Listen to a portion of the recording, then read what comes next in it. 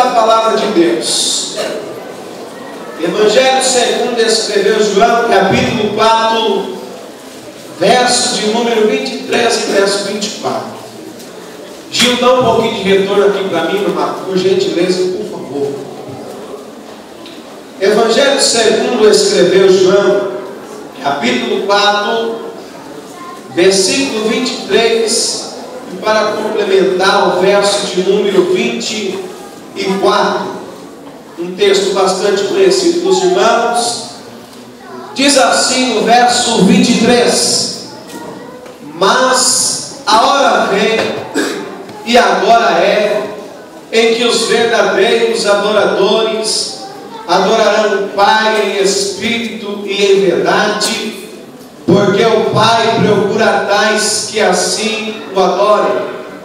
Deus é espírito, e importa que os que o adorem em espírito e em verdade.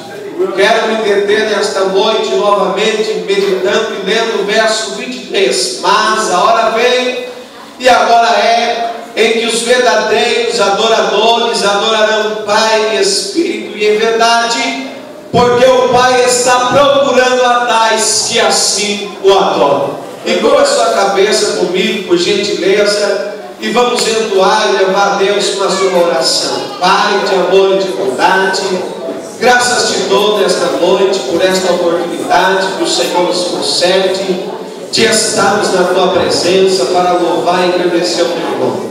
Aqui está a tua igreja, o teu povo, Senhor Deus, que necessita ouvir a tua voz, a tua palavra. Eu, Senhor Deus, que sou falho, pequeno, pecador, mas preciso do Senhor. Me usa nesta noite como um servo humilde do Senhor, que meu Pai, por intermédio da tua santa palavra, estou mediante a tua igreja. Ser conosco nestes tempos que estaremos transmitindo a tua palavra, nos renova, nos dá o entendimento de compreender a tua palavra. Ser conosco, Pai, é o que eu te peço nesta noite, em nome de Jesus. Podem aceitar. Muito obrigado, graças a Deus. Irmãos, estamos diante de um texto da Bíblia, um verso bastante conhecido pelos meus amados irmãos. Tenho eu absoluta certeza, se perguntarmos desde das crianças até os irmãos mais idôneos, todos eles vão saber de cor e salteado este versículo que Jesus profere para uma mulher samaritana, quando ela chega a indagar a respeito de um episódio que acontecia entre os samaritanos e entre os judeus, a respeito da adoração. Mas para nós compreendermos um pouco deste texto, eu quero compartilhar com os meus irmãos, para entendermos um pouco a origem e chegarmos à conclusão em bom senso dentro desses versos que nós acabamos de ler. Nós sabemos que dentro da Bíblia Sagrada, eu sempre gosto de dizer isso, que é aquilo que nos instrui, que nos corrige, que nos ensina, em todas as maneiras de agir, de pensar, de falar, de interpretar, de a nossa caminhada. A Bíblia Sagrada que nos orienta, que nós temos por manual do cristão, nós sabemos que tem uma divisão simples, que todos nós conhecemos, do Antigo Testamento e do Novo Testamento. Divisão do Antigo Testamento fica mais aqueles textos de quando a criação, o livro de Gênesis, o livro da lei que nós conhecemos como a Torá, os cânticos, os provérbios, nós conhecemos como os livros salmos, cânticos de melodias, belas hinas compostas por Davi, por Asaf, pelos filhos de Corá e assim por diante. Também dentro do Novo Testamento nós temos as cartas doutrinárias que nós podemos mencionar no apóstolo Paulo, carta de Paulo à igreja, a Efésios e assim por diante, igreja de Coríntios, primeira carta, segunda carta. Dentro da Bíblia, essa divisão que nós conhecemos me chama bastante atenção. Dentro dos livros da Bíblia Sagrada, os 4 evangelhos que nós conhecemos, por Evangelho de Mateus, por Evangelho de Marcos, pelo Evangelho do Dr. Lucas e pelo Evangelho que estamos abordando esta noite, o Evangelho de João. Estes Evangelhos não têm por base, não têm por centro em nos narrar qualquer história de apenas qualquer personagem de profeta, de patriarca, de alguém que surgiu do nada, mas eles têm por objetivo e por centro maior em nos narrar a narrativa de Jesus Cristo de Nazaré, desde quando o anjo vem para Maria, dizendo que ela iria gerar e este que ela iria gerar não seria do seu esposo José, mas seria do próprio Espírito Santo de Deus, que estaria gerando dentro dela que viria como sacrifício santo, puro, agradável a Deus, que nós conhecemos como Ele, que é soberano, que é digno, que é adorado, Jesus Cristo de Nazaré. Estes quatro evangelhos nos apresenta a história de Jesus, o nascimento de Jesus, até quando Jesus foi elevado aos céus, deixando uma promessa que não nos deixaria órfãos, mas que enviaria o seu Consolador para estar conosco todos os dias, até a consumação do século. Logo eu entendo a história de Jesus, os 33 anos de Jesus na terra, 3 anos de ministério, as parábolas de maneira simples que Jesus ensinava, que Jesus prodigava para o povo, que Jesus ensinava nas aldeias, que Jesus ensinava por onde ele passava. É algo que me chama bastante atenção quando eu olho para estes 4 evangelhos.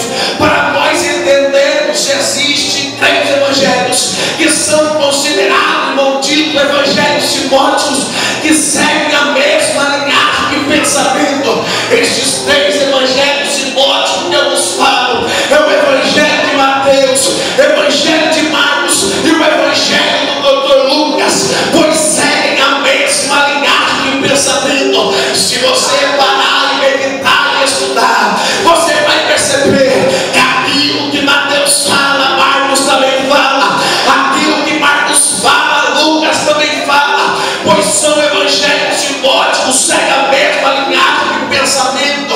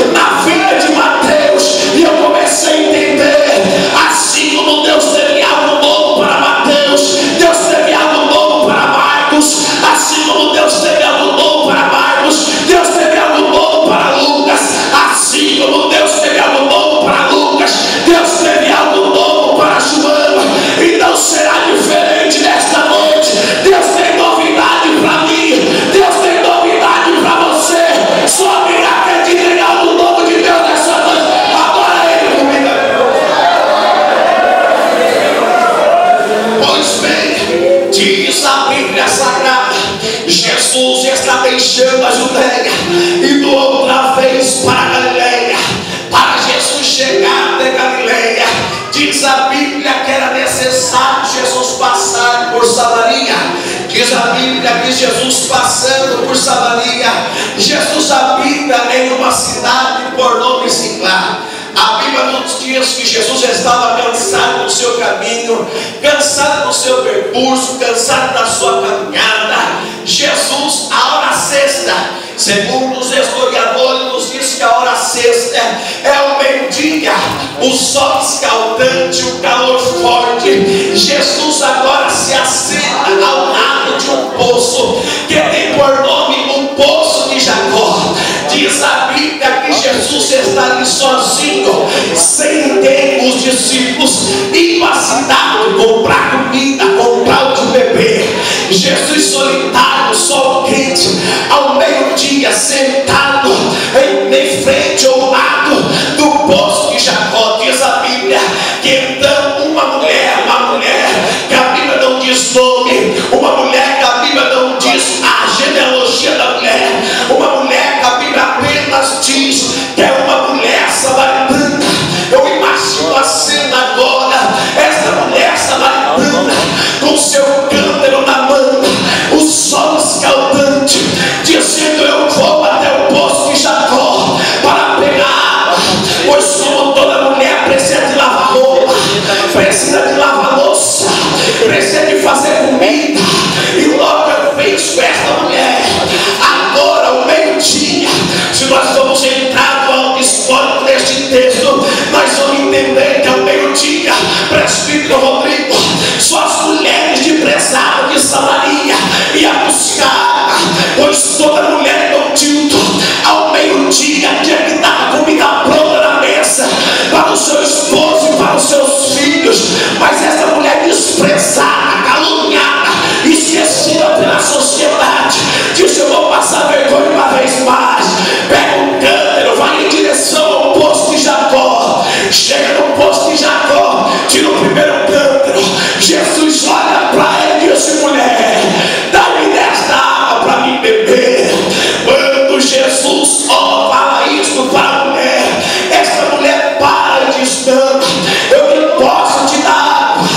Como sendo do judeu, pede de beber a mim, que sou mulher samaritana, pois bem sabendo que o meu povo e o teu povo não bate bem, tem intriga, não se comunica. Ai, não.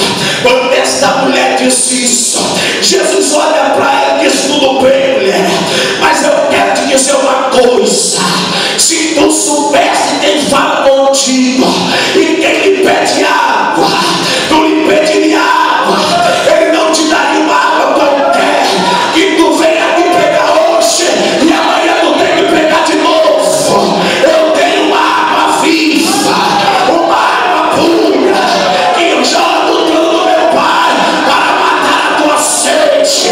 Deixa eu te dizer hoje, ao vir nesta noite, para saciar tua sede, para matar sua sede, se lave nele, beba desta água, ou Deus tem vitória para você hoje. E esta mulher se interessa, esta mulher diz: eu quero desta água. O que é que eu tenho que fazer para beber dela? Jesus diz: eu tenho, porém, que é desta água que quero. Vai na tua casa agora, chama o teu marido e vem cá. Quando eu olho, irmão, para este diálogo de Jesus com a mulher samaritana, eu observo, irmão Fabiano, que esta conversa tomou 3 pontos principais. Observa-se comigo que esta conversa deu-se início de água. O primeiro ponto que esta conversa é tomado é a respeito de água. O diálogo de Jesus com a mulher samaritana dá o início, Jesus pedindo água. Começa na narrativa do texto, o discorrimento do texto continua a dizer a respeito de água. Mas agora, quando esta mulher diz: eu quero esta água, que Jesus diz: chama na tua casa, chama o teu marido e depois vem cá. Eu observo que esta conversa toma o segundo ponto. Que ponto é esse? Ponto que eu quero nos dizer intimidade. Pois quando nós olhamos para um casal, para um cônjuge, que se trata a respeito de marido ou de mulher, é algo íntimo. Jesus agora deixa Tiago e vai na intimidade da mulher, dizendo: chama o teu marido, depois que tu vier com o teu marido, eu te dou desta água. Então esta mulher para e pensa consigo: o que eu vou dizer para esse homem judeu? Se eu dizer que tenho marido, eu estou mentindo, pois eu já tive 5 e o que agora eu tenho não é meu. Esta mulher olha para Jesus e diz: Jesus, deixa eu te dizer, eu não tenho marido. Jesus olha para ela e diz: disseste bem, teve 5 e o que agora tu tem não é teu. A mulher para e diz: eu vejo que tu não é qualquer homem judeu, tu é profeta, tu és profeta. Deixa eu abrir um parênteses na mensagem para eu te dizer hoje: o meu Deus vai na tua intimidade hoje, o meu Deus entra na tua intimidade hoje, coisa que ninguém sabe, coisa que ninguém viu, coisa que ninguém sonha. Mas deixa eu te dizer, eu sou um profeta de Deus aqui hoje. Deus vai na tua intimidade hoje, Deus vai encontrar você hoje, Ele tem um encontro com você.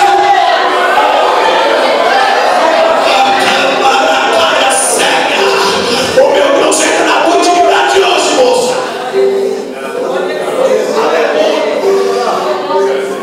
E a mulher vai e diz: eu vejo que tu és profeta. Tem profeta de Deus ainda na terra. Elias pensou: Senhor, eu estou sozinho, mas Deus falou para ele: tem 7 mil que eu reservei. Eu quero dizer hoje que Deus vai na tua intimidade, Deus vai encontrar o teu problema, Deus vai encontrar a tua dificuldade, Deus vai encontrar o que você está passando, pois Ele te conhece.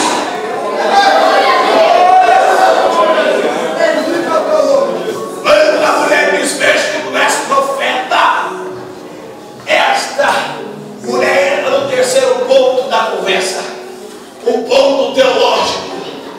A mulher então diz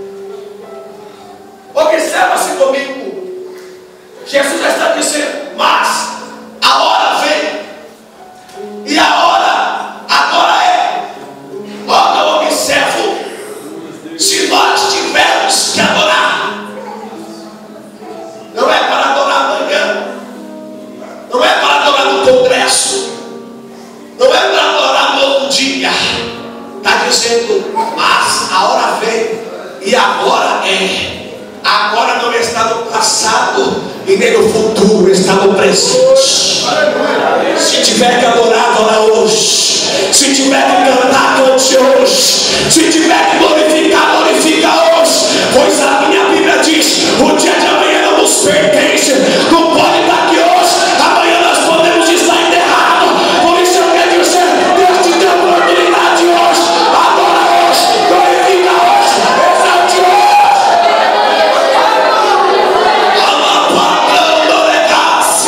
Se alguém veio adorar hoje, não é para adorar amanhã, não é para adorar depois da manhã, é hoje. Em que os verdadeiros adoradores adorarão o Pai em espírito e em verdade. E diz mais: porque o Pai está à procura. E eu digo: mas que paradoxo é esse? Observe-se comigo. Jesus está se referindo ao Deus Pai, que o Pai está à procura, está caçando verdadeiros. Aí eu paro e penso: como que Deus Pai está à procura de verdadeiros adoradores, se nós fomos criados para adorar o seu nome? Como pode Jesus dizer que Deus Pai está procurando, irmãos, verdadeiros, se Deus nos criou para adorar Ele? Nagaia Shai, Durginai, Sek Nagaia, Sora de Nagai. Ele está caçando verdadeiros. Se tem verdadeiros, é porque está cheio de falsos. Se tem verdadeiro, é porque Deus está procurando os verdadeiros remanescentes. Ele está te procurando. Quem é verdadeiro aqui e vem para adorar? Alapacai, chore na graça. Deixa eu te dizer: o poder da adoração hoje vai invadir a tua vida. Sabe por quê? Quando tu adora aqui, o meu Deus faz lá. Quando tu adora aqui, o meu Deus liberta lá. Quando tu adora aqui, meu Deus abre porta de emprego lá. Quando tu adora aqui, meu Deus vai no hospital e cura. Quando tu adora aqui, meu Deus liberta do crack. Quando tu adora aqui, meu Deus liberta da cachaça. Quando tu adora aqui, meu Deus vai no presídio e tira o homem de lá e traz para a igreja. Só quem veio adorar Ele.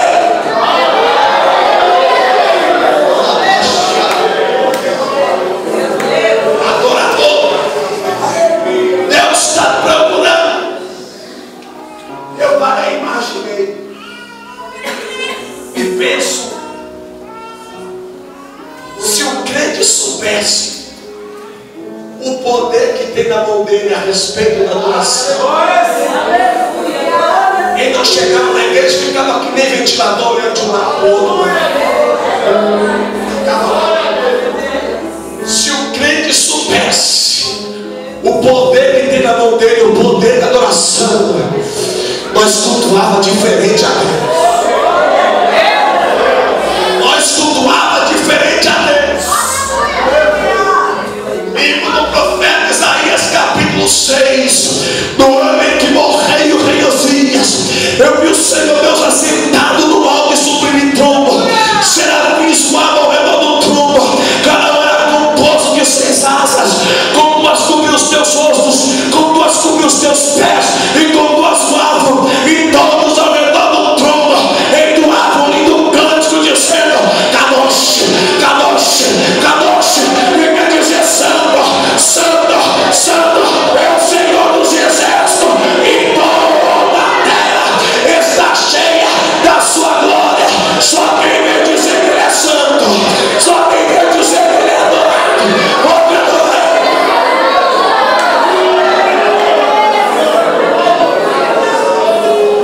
É o poder da adoração. Sabe qual é o poder da adoração? Ela liberta, cativa. Atos dos Apóstolos, capítulo 16, verso 25 e verso 26. Paulo e Silas na prisão, preso, após repreender o espírito de uma moça que tinha um espírito de adivinhação, foi levado em praça pública no Davi, espancado, humilhado, rasgado as suas vestes, chegando na praça pública, passando esta vergonha por amor do Evangelho, foi lançado em uma prisão. Segundo os historiadores, diz que a prisão era fria, escura e gelada. Os braços deles estavam amarrados, os seus calcanhares estavam amarrados, impossibilitado de se mover. Eu fico imaginando a cena, Paulo olhando para Silas e dizendo: Silas, eu quero te propor algo. Silas, na lógica humana, pai, pensa: o que resta para nós, Paulo? Todo cheio, chaves, impossibilitados, frio, gelado, escuro. Paulo olha para Silas: enquanto tu canta, eu oro. A batalha séria que batalha. Enquanto tu canta, eu oro. E diz que perto da meia-noite, Paulo e Silas cantavam entre o hino a Deus, e a adoração subindo ao altar de Deus como cheiro suave as suas narinas, e Deus recebendo. Então Deus diz: vai lá, demônio, treme tudo lá, liberta o meu povo daquela situação. Enquanto tu adora, cadeia é quebrada. Enquanto tu adora, prisão é quebrada pelo poder que há na tua adoração. Tem poder na sua voz, tem poder na sua adoração. Mas o que eu observo, eu quero te dizer hoje, nesta noite, que hoje as coisas têm mudado nas nossas igrejas. Estamos terceirizando a adoração ao nosso Deus. Mas a minha Bíblia diz, Rodrigo, que o meu Deus não divide a adoração dele com ninguém.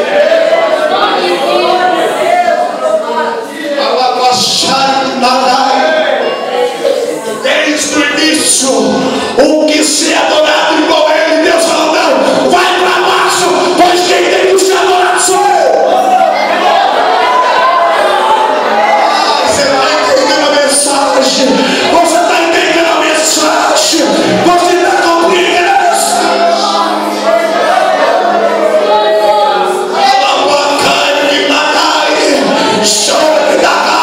O meu Deus está aqui procurando adorador.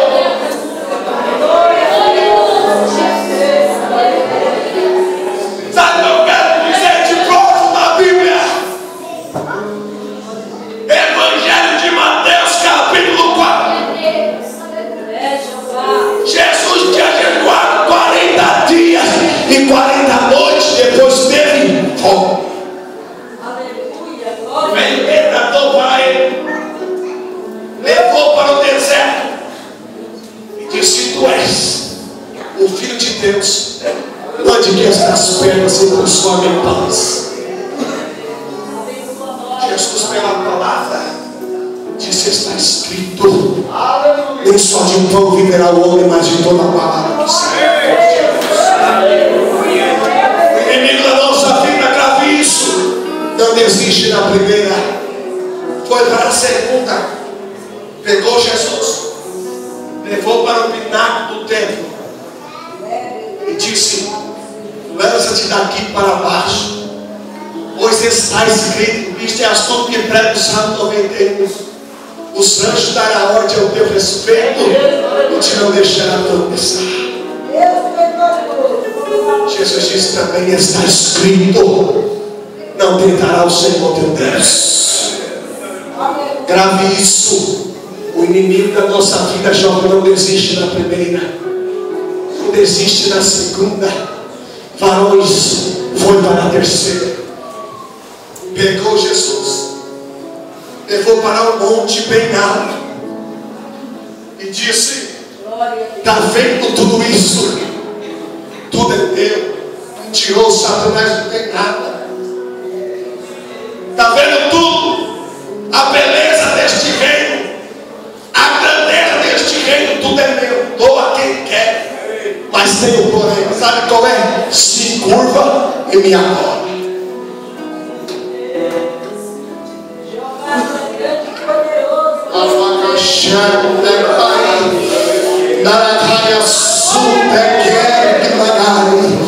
Não é diferente nos dias ordinários que vivemos. Satanás tem imposto tanta coisa, como colocou para Daniel, Misael, Ananias, Azarias da corte de Babilônia, dizendo: se curva este estátua, adora eles. Mas Jesus olha para Satanás e diz: Satanás, deixa eu te ensinar uma coisa. Eu não adoro ninguém a não ser o Deus teu Pai, Criador do céu e da terra. Quem veio adorar é Deus. Quem veio adorar é Deus. Quem veio exaltar é Deus. Abre a tua boca e dê um nome.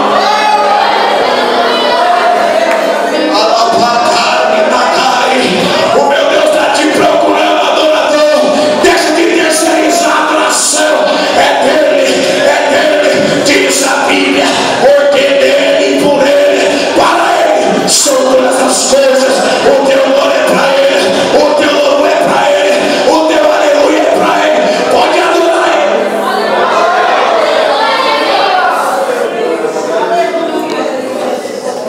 Faz as coisas.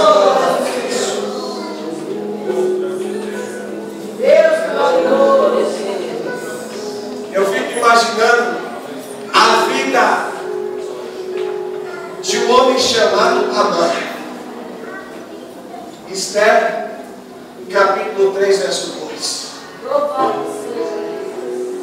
Diz a Bíblia que tinha um homem por nome de Mardoqueu, que se punha à porta do templo.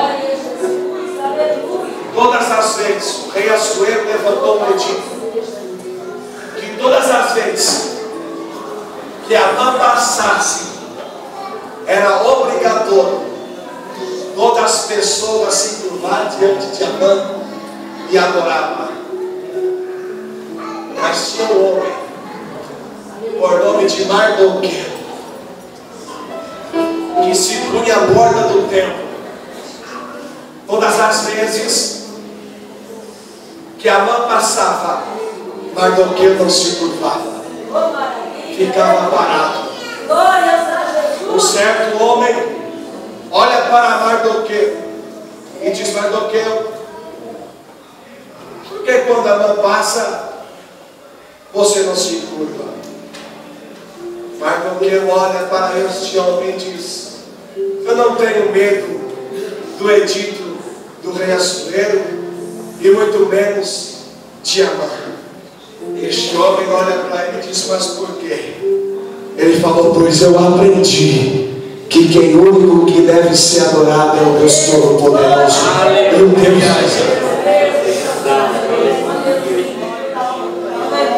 Nesta noite eu quero te dizer, mas a hora vem. Esta hora é agora, em que os verdadeiros adoradores adorarão o Pai em espírito e em verdade. O poder está na minha e nas tuas mãos. Enquanto nós adoramos, Deus Todo-Poderoso faz. E eu quero fazer um desafio comigo e com você nesta noite. Quem veio adorar Ele aqui nesta noite?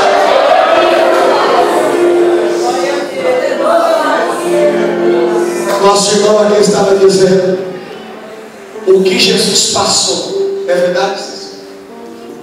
O que Ele sofreu era obrigação minha viver continuamente agradecendo e louvando ao seu nome. É porque Ele fez. Eu quero dizer hoje com toda a certeza que hoje o meu Deus, através do poder da tua adoração, Ele vai invadir esta causa, este problema que você está passando. Se coloque de pé, por gentileza.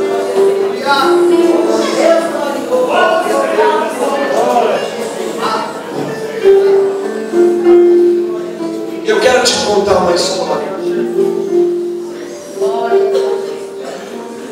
Eu amo esta história. Se eu pudesse contar ela sempre, todo dia eu contava ela. Eu quero contar para você aqui hoje. Existia um pastor renomado, conhecido. E este pastor foi convidado para ministrar em um grande congresso. Este pastor foi convidado para ministrar 2 dias deste congresso. Diz esta história que este certo pastor chega à denominada igreja. Os irmãos recepcionam ele, trazem ele para o altar da igreja, se assenta. A igreja está repleta, não cabia de jeito. Este pastor se assenta no púlpito. É começado o culto, o trabalho continua no culto. Os grupos é levantado para louvar, as igrejas convidadas. E de repente, o pastor diz: agora o grupo local vai louvar a Deus comigo. Diz esta história que então o grupo levanta, começa a cantar. Deus derrama uma glória tremenda. Diz que quando Deus está derramando uma glória no meio da igreja, tinha uma criança ao lado da sua mãe. Esta criança solta da sua mãe e começa a correr de um lado para o outro da igreja.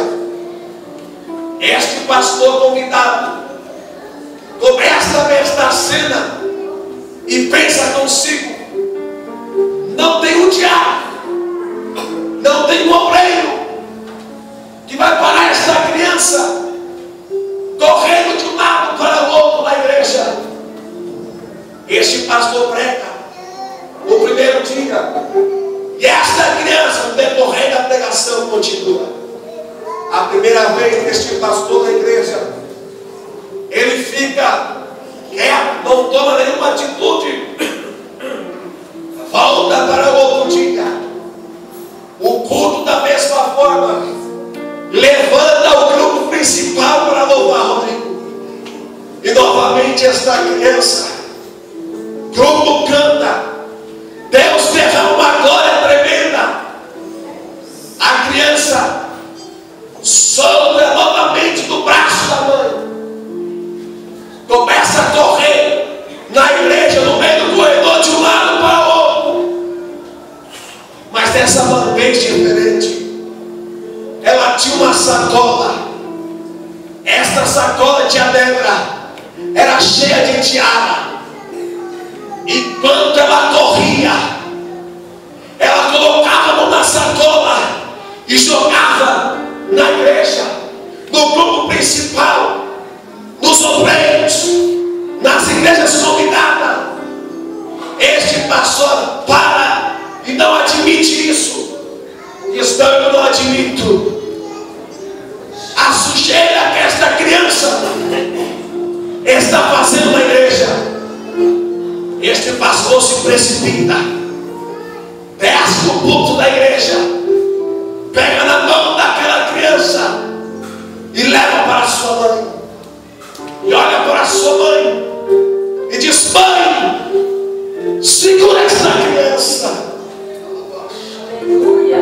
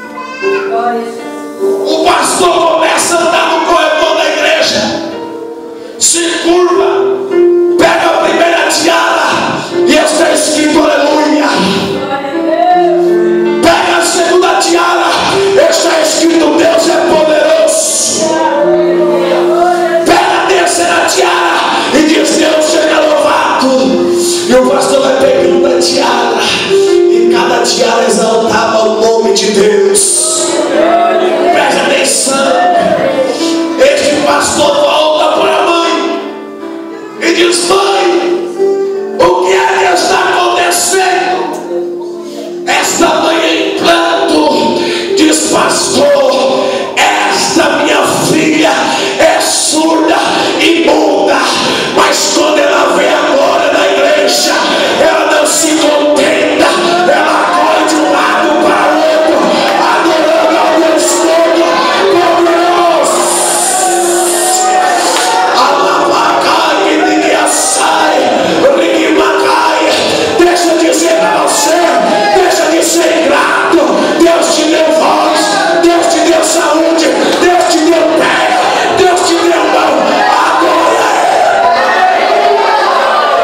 Quem veio adorar Ele hoje? Quem veio adorar Ele hoje? Quem veio adorar Ele hoje? O meu Deus está te procurando.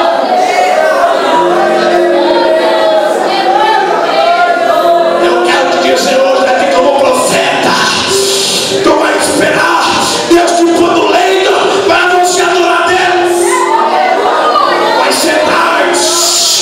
Deus te deu oportunidade hoje, mas a hora vem, e agora é em que os verdadeiros adoradores adorarão o Pai em espírito e em verdade. Quem veio adorar Ele? Quem veio adorar Ele? E para encerrar, já deu meu tempo, eu tenho 1 minuto. Para me encerrar, eu quero propor, pastor, se o senhor me permitir, nós vamos fazer uma oração. Nesta oração nós não vamos pedir nada. Nessa oração nós não vamos agradecer. Nessa oração nós vamos adorar o Senhor Deus Todo-Poderoso. Os irmãos concordam comigo? Nós vamos